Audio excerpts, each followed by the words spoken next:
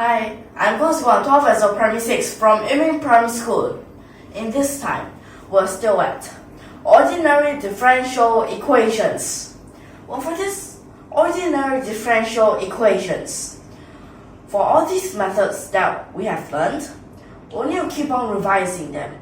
So, in order to revise them, we'll use different examples to show us where can we use them. How can we make a combination of these methods together? And there are other questions that can be answered like this.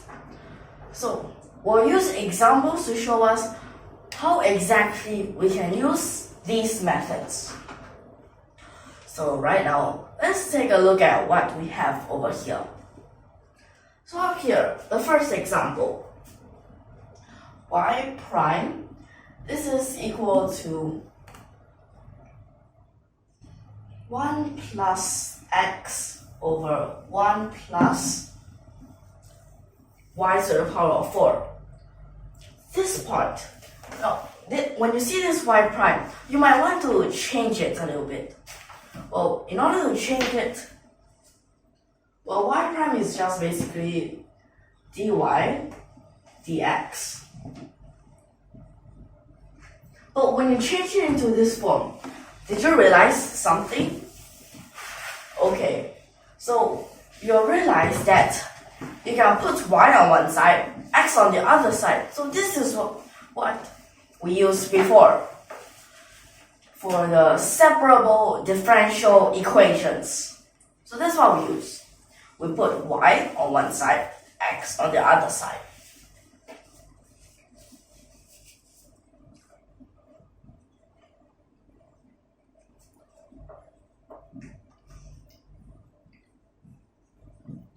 Just like this. Then what happens here? So this dx and this dy, well, we might want to try to sort of remove it. So how does that work? Well, we can integrate on both sides. But for this part, did they give any conditions about this? Well, the boundaries? No, they didn't. So that means we don't know what is this boundary. So that means, well, we can only leave it as the indefinite integral. So we leave it as this indefinite integral. That means there must be the arbitrary constant at last.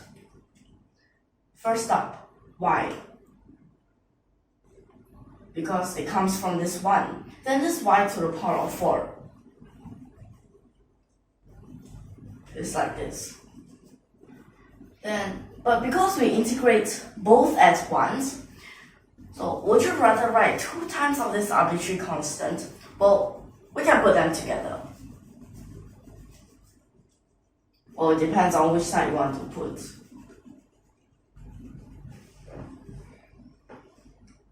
For example, you can put it on this side, but then you'll realize, wait, this y and this x, we have already found it.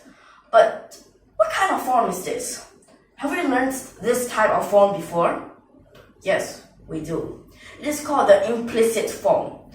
That means we can't actually write out what y is exactly equals to for the x. So how can we write this? You can put all of them to one side. You can. So if you put all of them to one side, for example, but then these fractions, we can also remove them. Okay? So if we want to remove these fractions, that means 5 and 2, so times a 10. Okay, so let me rewrite this. So other than moving this, okay, you can move this side to the other, but we usually like to write that 0 at the last place. So that means here,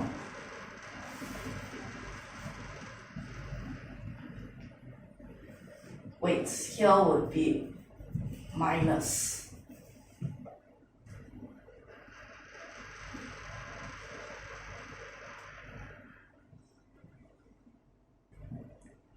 then you can either write plus this arbitrary constant here or equals that arbitrary constant. For example, like this. You can write it in this form. And then you're finished.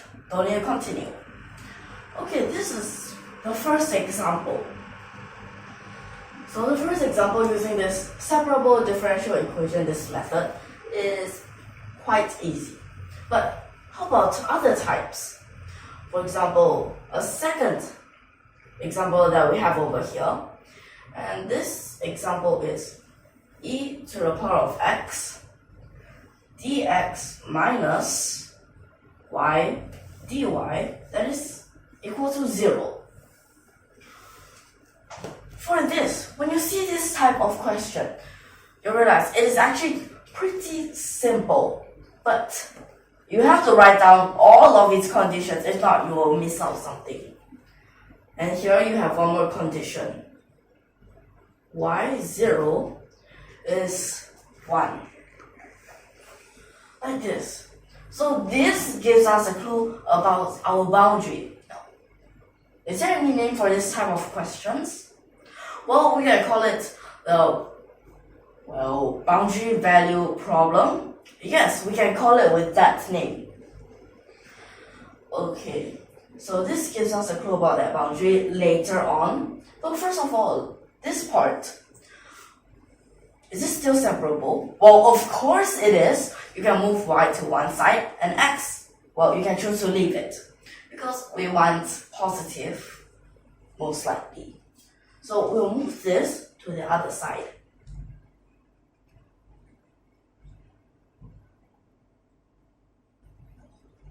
Like this. Then after that, still the same thing. Integrate both sides. But here, I've already given us, well, you can say that this is the lower boundary. So when y, okay, so this is actually for the x. So when this is a 0, this y is a 1. So you're basically saying y is a function of x. So you can just write this as x and y, since y is a function of x. And this part is just a comma. So right now, you can integrate them. E to the power of x, integrate. Still the same thing, e to the power of x. Y, you'll get a half y squared. But half y squared, first sub it as y. Still like this. Then how about you sub in 1? Well, it's just to minus this half. Okay, then you might want to remove this half. So that means it's just both sides times the 2. But like this, you could actually straight away find what y is in terms of x. So firstly, you can move this,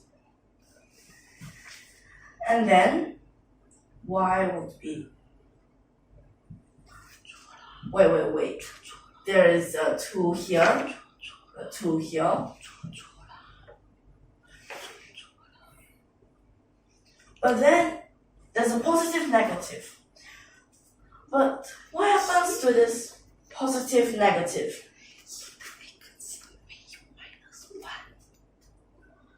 So then at this part, we look at this part.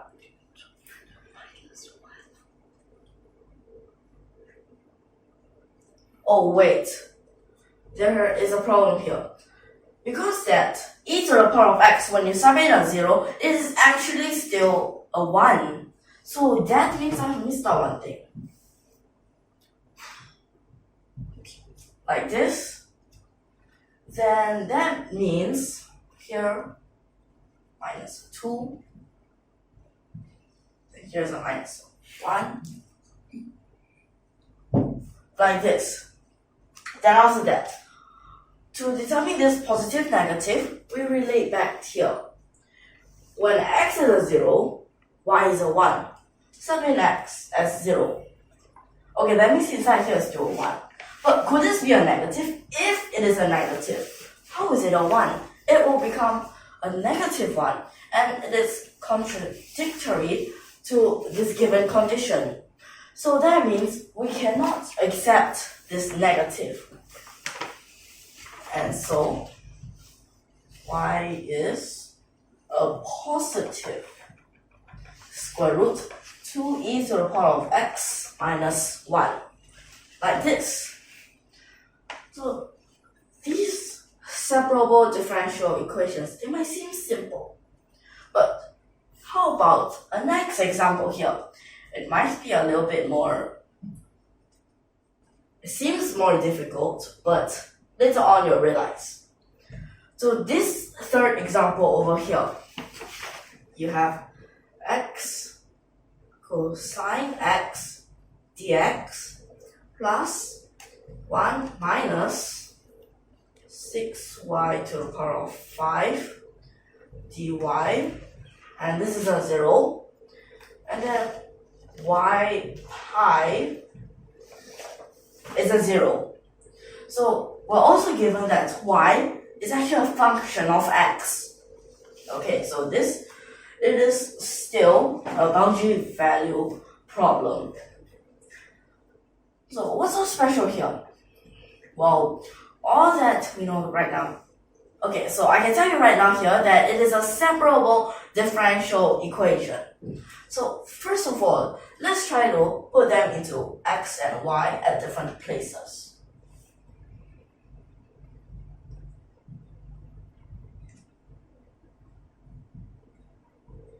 But then be careful here. This part, because at first it's a plus, now you have an extra minus or the negative. So then same thing, both sides integrate. What's so special here? So when x is a pi, this y is 0. Then you can just still write 2x and 2y like this. For this negative, you can choose to put it inside here and change the order, or you can choose just to leave it outside there. First part here, can we straight away integrate? Well, I don't think so. So what's the method that we'll need to use here? First put cosine x inside this dx. Now what's so special? Well, later on, we'll have to use integral by parts to solve this first part.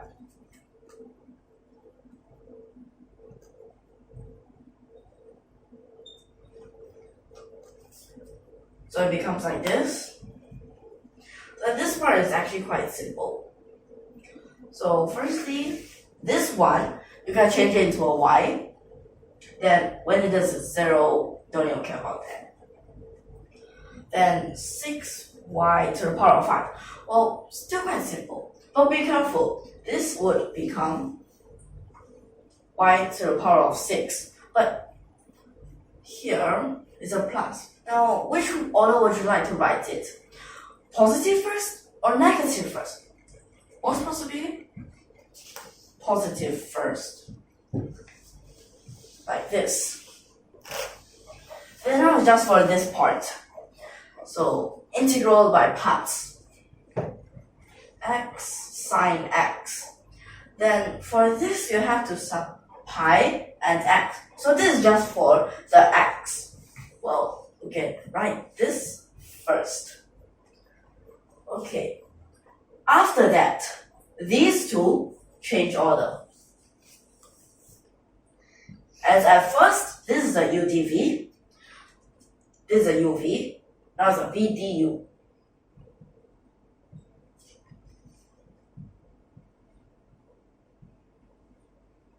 So it now becomes like this.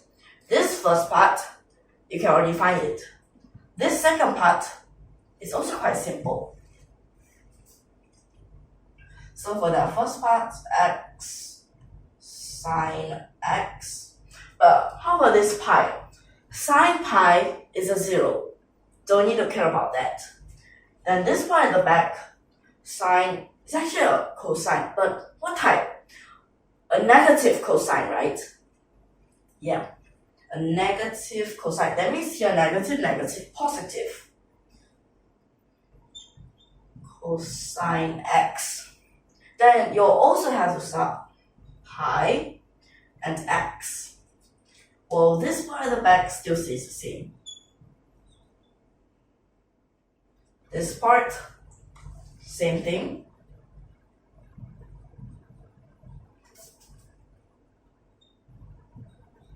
But be careful, cosine pi is a -1, but because that this is a lower boundary, so you'll have another negative. That means it's still +1. But how about we write all of these together? Well, you can also have that. This way also can. So either ways to write them is alright. So with these three examples, the common thing is that we actually all use just separable differential equations. So that is a very, very simple thing right now. But it's just that inside here sometimes you need to use other things, like for example here we used integral by parts, and then some other types of examples with other methods. So for this lesson, I think I can end here. I hope that you all can understand this lesson here. Okay, so we'll see you in the next lesson. So if you like our videos, don't forget to subscribe to our channel, and thank you for your watching.